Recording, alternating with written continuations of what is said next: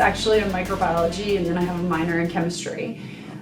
So I also played soccer at Indiana, and I was the president over all the student athletes for 2 years and the vice president for 1 year. And as a part of that, I helped run the P&L, hiring and firing decisions, rebranded the athletic department, did some misconduct policies. So I really got my first exposure into business. And so I had asked, hey, can I do this for a job?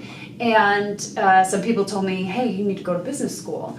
And so I decided to apply to business school straight out undergrad, and got into Indiana. And so studied marketing and really focused on brand management. I was very interested in the general management path and seeing the big picture. I'm very much a person who works big picture down. So I started my career in biotech, and then I moved over to GE. I was in one of their rotational programs, moved all around the country, and then moved over to P&G, worked for P&G for over 10 years. And did some international business there. And then I moved to a company called the Oneida Group, which is an old brand that does tabletop. And then now I'm at Bayer, and I run North America now, but have a counterpart in our global team that I work with quite a bit. I think, first of all, it's really important to learn about yourself and what's important for you. Something for me that's really important is I always have to be learning. If I'm not learning, I'm bored and I'm unhappy. So I really loved working for companies that constantly changed my role and gave me a new challenge to look at. So at GE in the rotational program, I moved every 6 months. And then at P&G, I got a new role all the time. So I think I worked on 16 different brands in just over 10 years. So I constantly was getting a new challenge to look at. And I was looking at brands in all different ways. So some were declining, some were growing, some were newer brands, some were really old brands, some were really big globally, some needed to be expanded globally. So I just got a real breadth, which again was really helpful for me, where I wanted to go into general management and see a lot of different situations, so that now when I get exposed to something, I'm like, oh yeah, that's very similar to what I've worked on previously.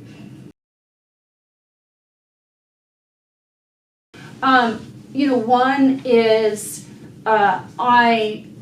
it's consistent theme, right? Like, one is right now I run pain, cardio, and women's health at Bayer, and so I love being able to look at the portfolio and the bigger picture, and I like to see how that rolls up for the company and how I can impact all of those things together. So to me, that big picture is really important. So that's one piece.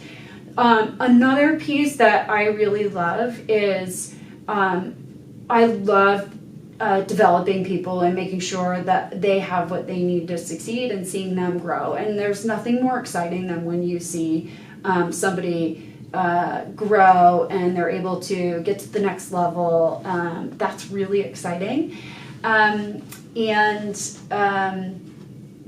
a little bit of a double-edged sword, but right now Bayer's in a turnaround situation, and we've turned around about 75% of our brands, but I have the toughest brands to turn around right now. So they're the slowest going. So some days are harder than others, where you're just really through the slog.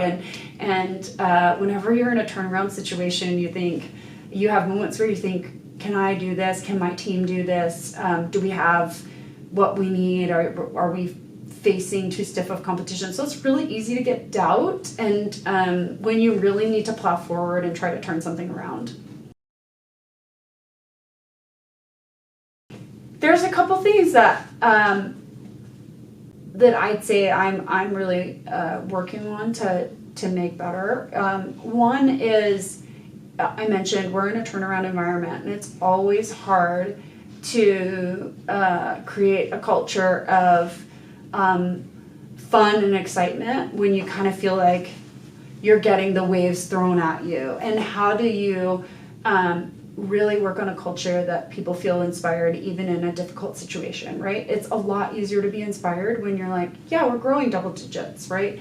So that's something that I'm really focused on, is trying to get our team to feel to believe in the vision, and to keep growing when it's really hard.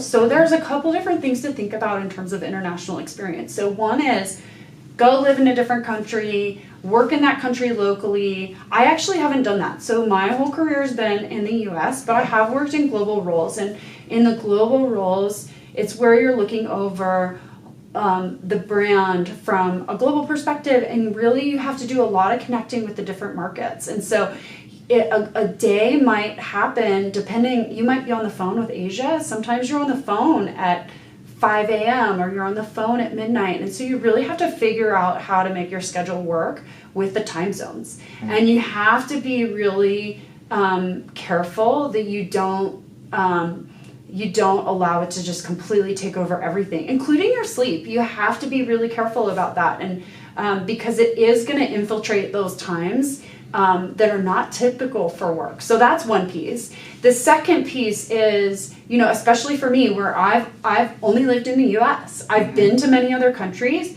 but it's really important for me to listen to what the local needs of the markets are, to actually go visit the markets, see how the people are different, get in the homes of consumers and understand the challenges that they're living with, because it does change your perspective. So you become a really good listener, and you really have to think about how consumers are different than you. And then you actually take that back to your US experience too. What you realize is that none of us are actually typical consumers, even in the US. And so that becomes really important, is how you listen and internalize those things, and realize that your experience is not the experience of everyone else around you. Two of the brands that I run, one is Aleve and one is Aspirin. They're in really different situations in terms of globally. So Aleve, we have about 80% of our business here in the US. And so the US really commands a lot of what do we do. And so I partner, there's another VP who's the VP of the globe, and so I really partner with her to make sure that we're coordinating everything that we're doing in the US and that we're reapplying those to the global market. So I will spend time, I actually sit on a leadership team for the globe where we share what's happening in the globe. So at my level, I'm actually getting exposure to everything that's happening globally, even though I'm technically not running that. And so it makes me conscious of, how am I going to do things, what's working in my market, and how will we reapply that? And that becomes extra important when we're driving so much of the market, because it would be very easy for me to just say, I'm 80% of the market, so tough luck, this is what we're doing. And yet that's not the most efficient way to run a business, and you really have to put on your broader hat.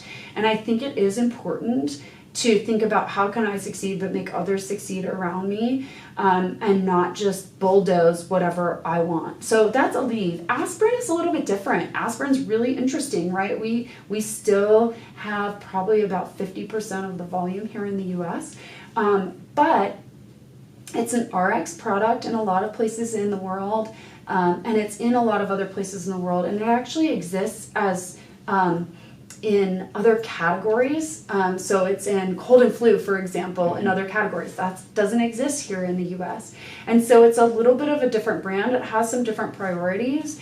And so coordinating with the globe and in terms of what are the priorities, particularly in terms of innovation, how we're going to manage global innovation, and what's critically important for us to win, become really important, and how that gets coordinated globally. So that communication path between the markets is really important.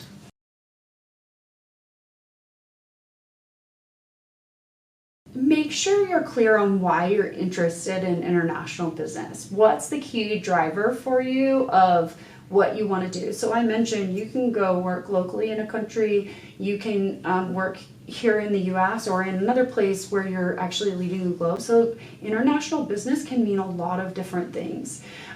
So I think it's important to understand, what do you want out of your career beyond international business, and then how does that change what you want to look at from a business perspective. So think a lot about the industry that you want to go into. What does that give you? What opportunities? How willing are you to move, live in different markets? move consistently. Like those are really important things, frankly, international business and in general.